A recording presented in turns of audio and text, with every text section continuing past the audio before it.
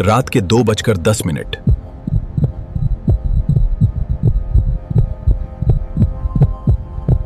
Iran के रेगिस्तान के ऊपर आसमान बिल्कुल साफ है, लेकिन खामोशी में मौत छिपी है। रडार की नजरों से बचते हुए दो विशाल परछाइयां बादलों को चीर रही हैं। ये हैं अमेरिका के B-2 स्पिरिट स्टेल्थ बॉम्बर्स। इनके पेट में दुनिया के सबसे खतरनाक गैर परमाणु हथियार लदे हैं।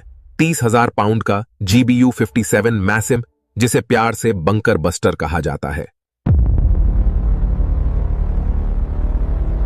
इनका टारगेट कोई साधारण बिल्डिंग नहीं है। ये जा रहे हैं ईरान के पहाड़ों के 300 फीट नीचे छिपे उन कमरों की ओर, जहां हजारों सेंट्रीफ्यूज बिजली की रफ्तार से घूम रहे हैं। वहां यूरेनियम को इस हद तक एनरिच किया जा रहा है कि बस कुछ ही दिनों में ईरान दुनिया की सबसे नई न्यूक्लियर पावर बन सकता है। अचानक कंट्रोल रूम में एक आवाज गूंजती है, टारगेट्स लॉक्ड। पायलट एक बटन दबाता है और फिर ग्रेविटी अपना काम शुरू करती है।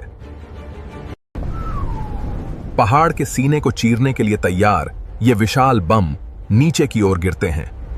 अगले कुछ सेकंड्स में जो होने वाला है वो मिडिल ईस्ट का भूगोल और दुनिया की राजनीति हमेशा के लिए बदल देगा। यह कोई ड्रिल नहीं है, यह ऑपरेशन मिडनाइट हैमर की शुरुआत है। लेकिन यह सब शुरू कैसे हुआ? अमेरिका को कैसे पता चला कि ईरान के पहाड़ों के नीचे क्या पक रहा है? यह कहानी दशकों पुरानी है, जो साजिशों, जासूसी और तकनीकी जीनियस से भरी हुई है। ईरान 2 में एक ईरानी विद्रोही गुट ने पहली बार खुलासा किया कि ईरान चुपके से नटांज में यूरेनियम एनरिचमेंट कर रहा है। तब से लेकर आज तक CIA, मोसाद और बाकी पश्चिमी खुफिया एजेंसियां एक साये की तरह ईरान का पीछा कर रही हैं। अमेरिका ने ईरान की निगरानी के लिए दुनिया का सबसे उन्नत जासूसी नेटवर्क तैयार किया। अमेरिका के की होल जैसे सैटेलाइट्स दिन रात ईरानी रेगिस्तानों की हाई रेजोल्यूशन तस्वीरें लेते रहे। जब भी किसी पहाड़ के पास जरूरत से ज्यादा खुदाई हुई या सीमेंट के ट्रकों की कतार दिखी, वॉशिंगटन में अलार्म बज गया। ईरान ने अपने न्यूक्लियर प्लांट पहाड़ों के नीचे छुपाए थे ताकि उन्हें सैटेलाइट्स न देख सकें।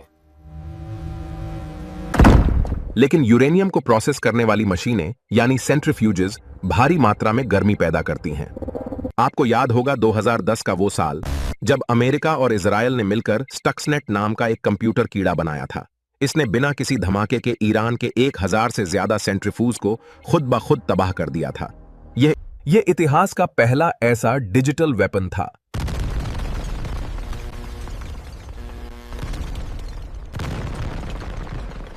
वक्त बीतता गया और ईरान ने अपनी सुरक्षा और कड़ी कर ली। फोर्डाओ नाम का प्लांट एक ऐसे पहाड़ के नीचे बनाया गया जिसे साधारण बमों से हिलाया भी नहीं जा सकता था। इंटेलिजेंस रिपोर्ट्स ने पुष्टि की कि ईरान के पास अब 400 किलो से ज्यादा 60% एनरिच्ड यूरेनियम है।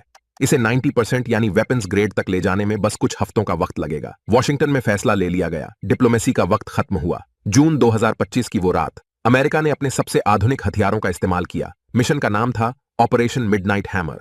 जैसे ही B-2 बॉम्बर्स ने नेटांज और फोर्डो के ऊपर बम गिराए, ईरानी एयर डिफेंस सिस्टम को उलझाने के लिए F-35 और F-22 रडार स्क्रीन्स पर घोस्ट टारगेट्स बनाने लगे। GBU-57 MOP की खासियत देखिए, ये बम जमीन पर गिरने के बाद तुरंत नहीं फटता। इसमें एक खास डिले फ्यूज होता है।